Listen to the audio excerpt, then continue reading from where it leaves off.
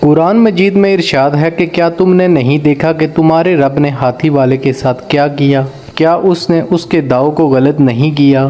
اس نے ان پر جھنڈ کے جھنڈ پرندے چھوڑ دیے جو ان پر پتھر کی کنکریاں پھینکتے تھے۔ اس نے ان کو ایسا کر دیا جیسے کھایا ہوا بس۔ ابرہہ یمن کا گورنر تھا، یمن کے شاہ نجاشی کی طرف سے۔ یہ وہ نجاشی نہیں تھا جس کے پاس نبی پاک صلی اللہ علیہ وآلہ وسلم کے صحابہ کرام نے ہجرت کی، بلکہ اس کے والد نجاشی نے یمن کا کچھ حصہ فتح کیا ہوا تھا اور وہاں ابرہہ کو حاکم بنا کر بھیجا ہوا تھا۔ ابرہہ دیکھتا تھا کہ یمن کے شمال میں ہر سال بہت سے لوگ جاتے ہیں۔ وہ ان سے پوچھتا کہ تم لوگ کہاں جاتے ہو؟ لوگ اسے بتاتے کہ ہم اللہ کے گھر حج کرنے کعبہ شریف جا رہے ہیں۔ وہ بدبخت لوگوں کو کہتا کہ میں تمہارے لیے نعوذ باللہ کعبہ سے اچھا گھر بناؤں گا۔ یمن کے شہر سنا میں اس نے ایک گرجا گھر بنایا۔ عرب کی سرزمین کا سب سے بڑا گرجا گھر ابرہہ نے بنا دیا۔ گرجا گھر بنانے کے بعد اب وہ لوگوں کو مجبور کرتا کہ کعبہ جانے کی بجائے یہاں پر آؤ، لیکن کوئی بھی وہاں نہیں گیا۔ لوگ کعبہ شریف چلے گئے۔ اس نے قسم اٹھائی کہ میں کعبے کو ڈھا دوں گا، جب کعبہ ہی نہیں ہوگا تو لوگ یہاں آنے لگیں گے۔ ابرہہ کے پاس ہاتھیوں کا لشکر تھا۔ اس نے اپنی فوج کو تیاری کا حکم دیا۔ تیاری کے بعد وہ کعبہ کی طرف اپنی فوج کے ساتھ روانہ ہوا۔ روایات میں ہاتھیوں کی مختلف تعداد بیان کی گئی ہے، لیکن قرآن مجید میں صرف ایک بڑے ہاتھی کا ذکر آیا ہے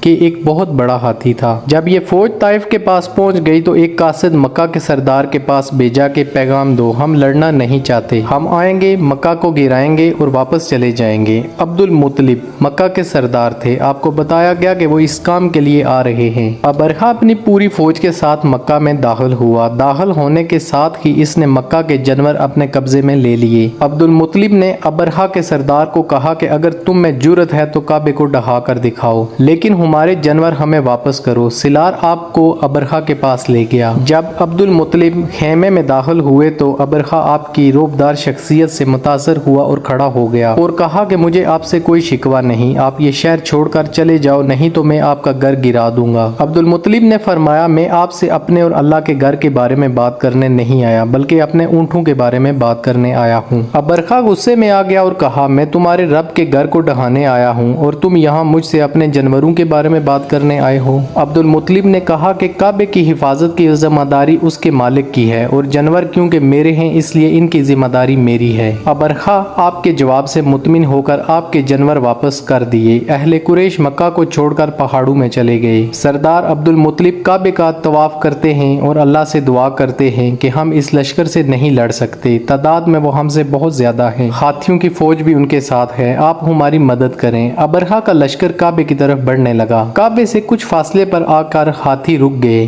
انہوں نے اسے آگے چلانے کے لیے بہت مارا لیکن ہاتھی نہیں چلے۔ وہ اسی سوچ میں تھے کہ ہاتھی کو کیسے چلائیں۔ اتنے میں آسمان پر پرندوں کے جھنڈ نمودار ہونے لگے۔ ہر پرندے کے منہ میں تین تین کنکریاں تھیں۔ اونچائی سے جب یہ کنکریاں نیچے پھینکی گئی تو انہوں نے ابرہہ کی فوج کو چیرنا شروع کر دیا۔ فوج ختم ہونے لگی۔ لوگ باتیں کرنے لگے کہ سردار عبد المطلب نے کہا نہیں تھا کہ کعبے کے مالک خود اس کی حفاظت فرمائیں گے۔ ابابیلوں کے جھنڈ نے ابرہہ کی فوج کو تباہ کر دیا اور اللہ پاک نے کعبے کی حفاظت خود فرمائی۔ ابرہہ اور اس کی فوج جو بچ گئی وہ زخموں سے چور سنا تک پہنچی۔ وہ تمام جو زخمی ہو کر بھاگ آئے تھے مختلف بیماریوں میں مبتلا ہو کر غرق ہو گئے۔ خود ابرہہ تڑپ تڑپ کر مرا۔ یہ واقعہ نبی پاک کی پیدائش کے بہت نزدیک واقع ہوا۔